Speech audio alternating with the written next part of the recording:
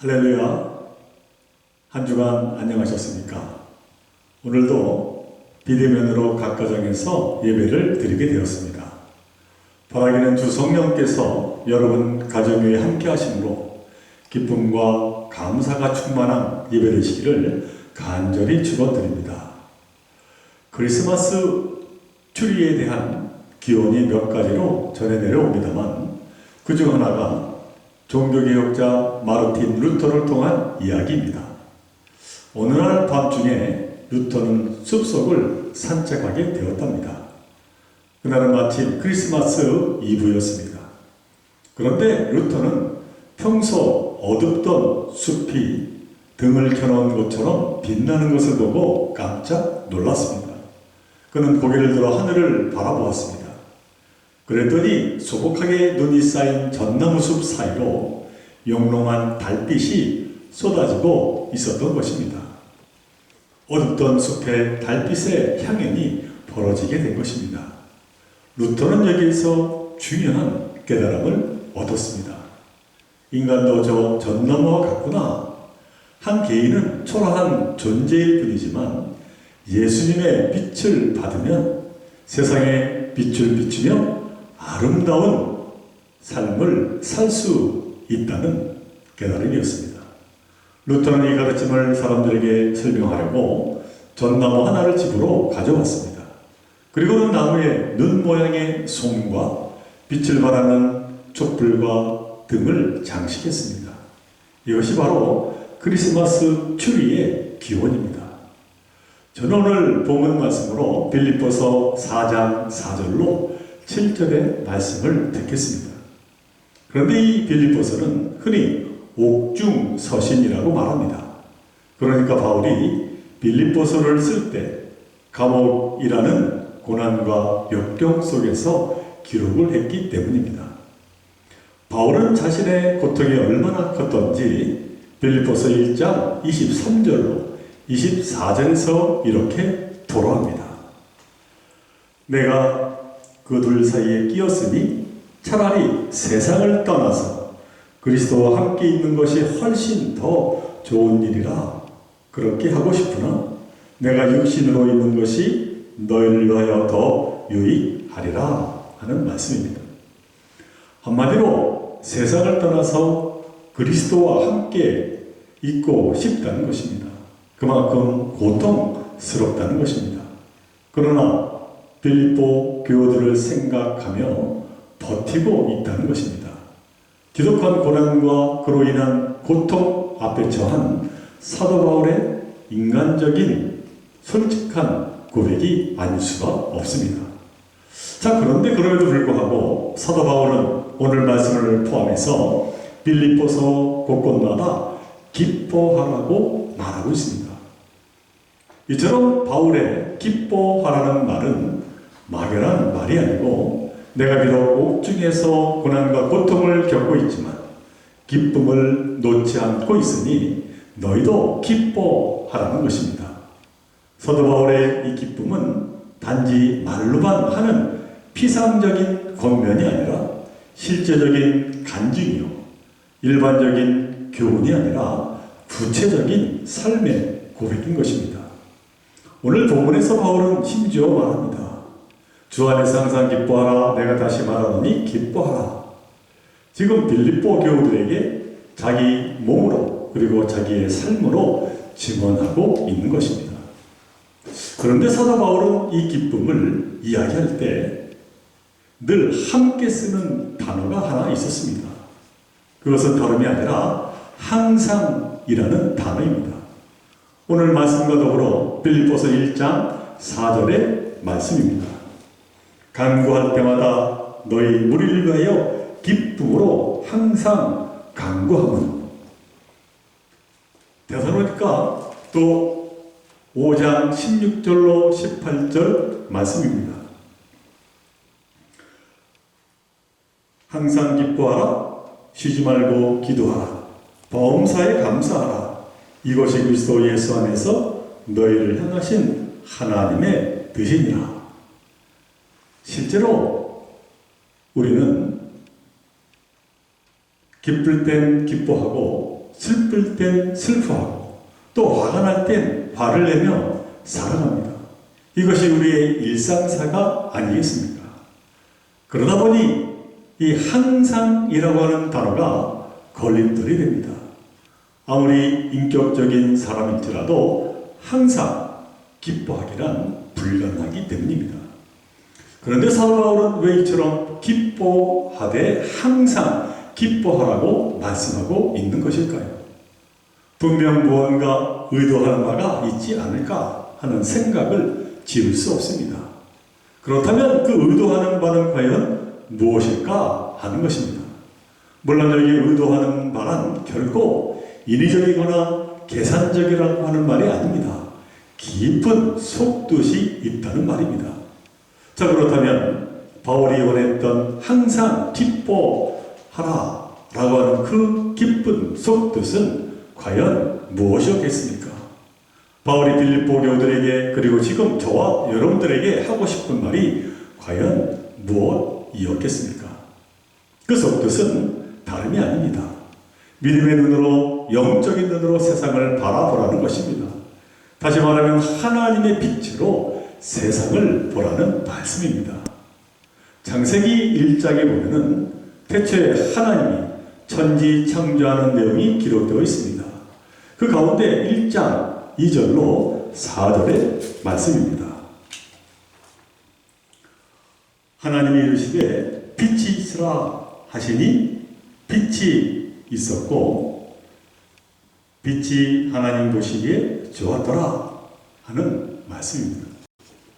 이 말씀을 보면은 하나님이 빛이 있으라 하셨고 그 빛을 하나님이 보시고 좋아하셨다라고 하는 것입니다.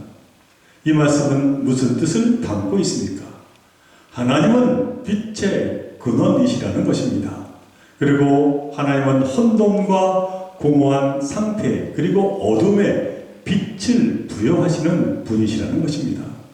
그리고 이 진리의 말씀은 우리 믿는 자들 모두에게 너무나도 소중한 말씀이 아닐 수가 없습니다. 1824년에 미국의 뉴욕에서 태어나 변호사로 그리고 캘리포니아주에서는 사업으로 큰 성공한 한 인물이 있었습니다. 그는 1861년에 캘리포니아 주지사로도 일하기도 했습니다. 그런 그에게 매우 아주 똑똑하고 귀한 아들이 하나 있었습니다. 이 아들을 훌륭한 인물로 키우기 위해서 일찍이 이탈리아로 유학을 시키게 되었습니다. 그런데 불행하게도 9살의 어린 아들은 그만 그곳에서 전염병에 걸려서 죽고 맙니다. 이 일은 그와 그 부부에게 견딜 수 없는 고통이었습니다. 그러나 이들은 그 빈통과 슬픔에서 벗어나고자 이렇게 결심을 합니다. 우리가 지녔던 과거의 꿈과 희망은 다 먼지로 돌아갔습니다. 우리 아들이 그만 가버렸기 때문입니다. 그러나 이제 우리 부부는 캘리포니아에 있는 모든 아이를 내 자식처럼 여기며 기쁘게 살 것입니다. 그리고 얼마 후에 그 부부는 대학을 설립하였는데 그 대학이 바로 스탠퍼드 대학입니다. 그는 세상을 떠날 때 자신의 모든 재산을 학교를 위하여 그리고 아이들을 위하여 다 바쳤습니다.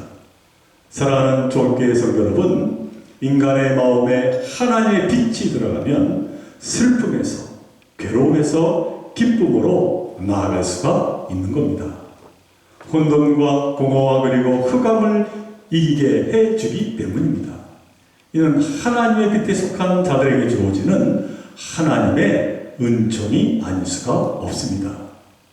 신약 요한복음 8장 12절에서 예수님이 이렇게 말씀을 하십니다.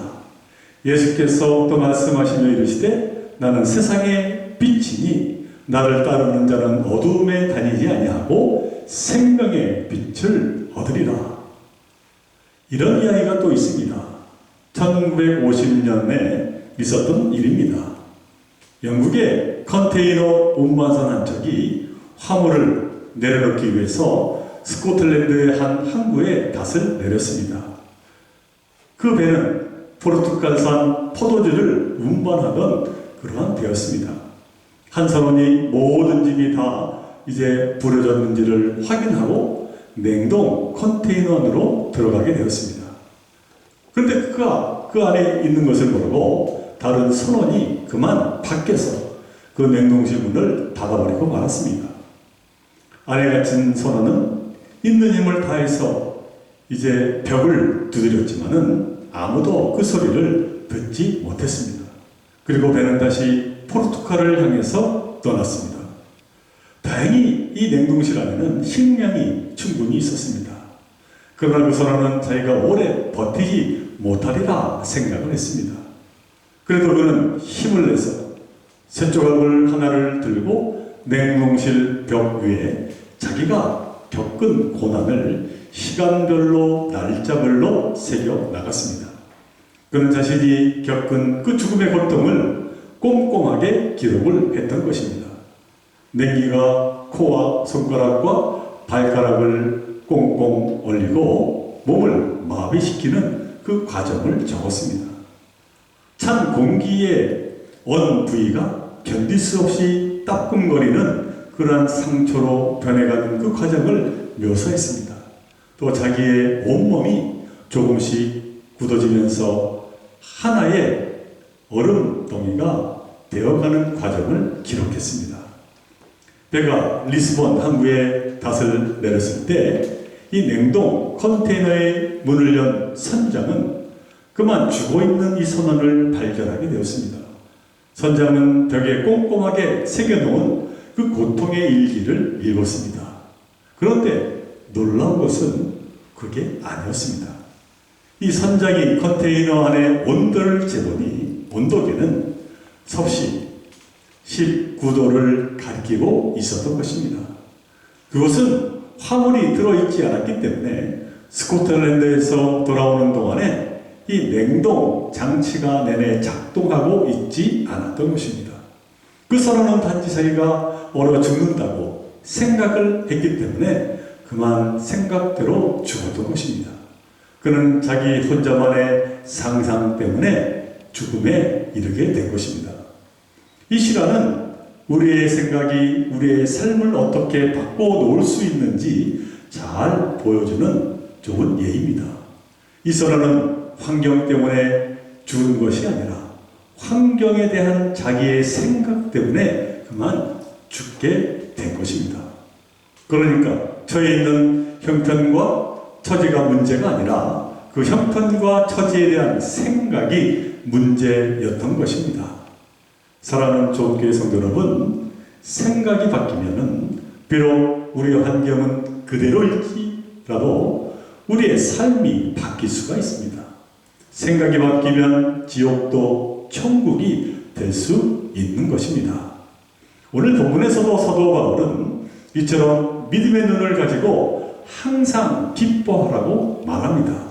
주님의 곁으로 세상을 바라보고 희망을 품으라고 말입니다. 그래서 오늘 본문에서 사도 바울은 빼놓지 않고 강조하는 것이 있습니다. 그것은 항상 기뻐하되 주 안에서 기뻐하라고 말하고 있는 것입니다. 그냥 기뻐하는 것이 아니라 그 무엇으로 기뻐하는 것이 아니라 주 안에서 기쁨이 가능하다는 것입니다. 사도 바울에게 있어서 주 안에서라는 이 단어는 그냥 단순한 용어가 아닙니다.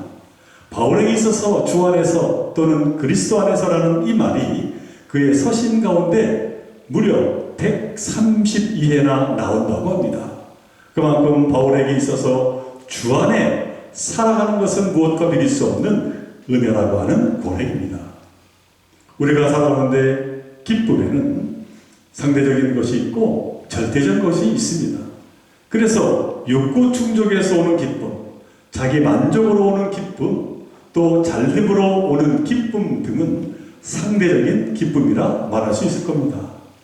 욕구 충족이 안 되면 속상하고 자기 만족이 안 되고 일이 잘 풀리지 않으면 화가 나고 그렇게 살아가기 때문입니다.